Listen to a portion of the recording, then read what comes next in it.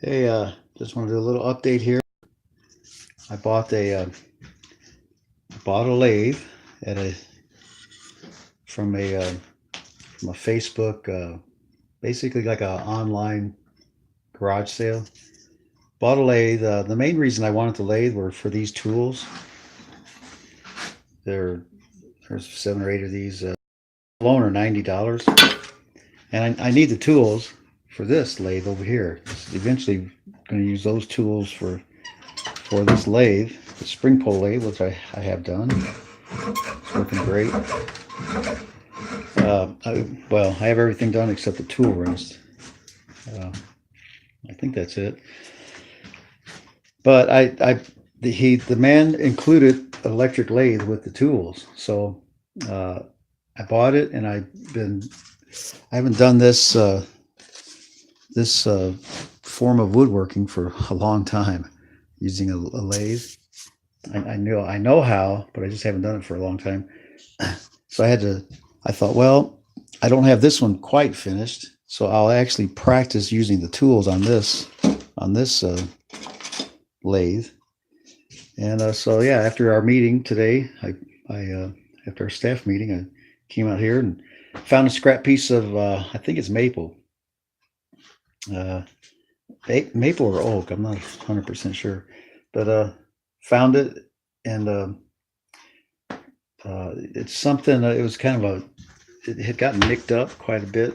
Had nicked up and it was cut up. It was one of these tic tac toe boards, um, but it got messed up somehow.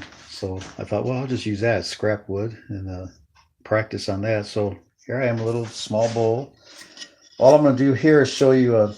I've gone through the whole sanding process, shaped it. This was actually a square piece of wood, um, and we're going to do the thing on the spring pull lathe, which is the spring pull lathe. You can see that's non-powered; it's foot powered, and that's the type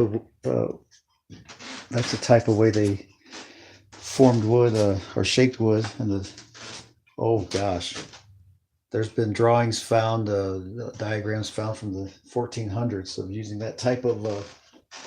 uh, that type of a lathe to make bowls and furniture and all kinds of good stuff.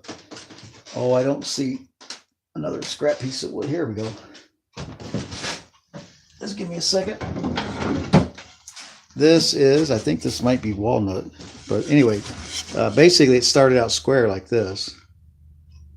Obviously a little bigger, but so I cut it with a handsaw to basic round shape, then rounded it with the tools, lathe tools.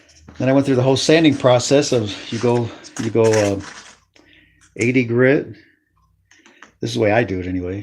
80 grit, 150 grit, then the 220, the 400, and now I'm going to, and then I actually wipe the dust off. There's usually a little dust. I use a piece of cloth, paper towel, and I turn it on and just basically wipe the dust off like that. Because the last process, and I don't know if I can do this with one hand, I use 1500 grit paper, which is wet dry sandpaper, and it's very, very smooth, but it puts a super fine finish on wood. And to me, it actually it almost like polishes the wood. But we'll see if we can tell a difference. This is going to be hard with one hand, so.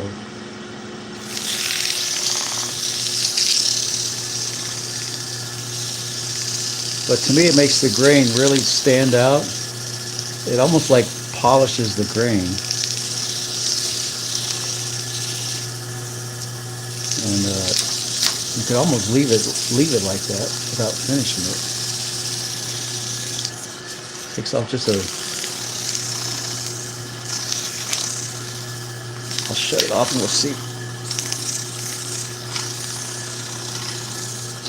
First I have to use the cloth again, paper towel cloth.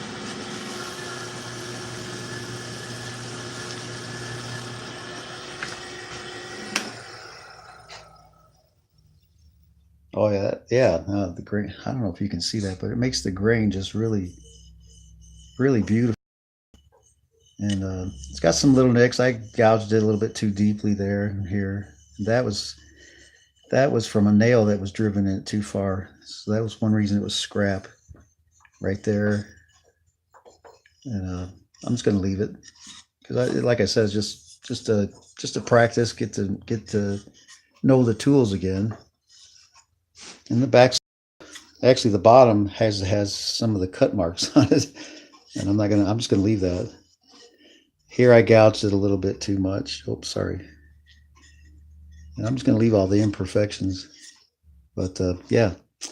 Anyway, I just want to show you that. I'm going to put a finish on it, and I'll probably put coconut oil finish on it, since I'll put it out in the office for a candy dish or something. Yeah. So anyway, you'll see the finished product out in the office. Talk to you later.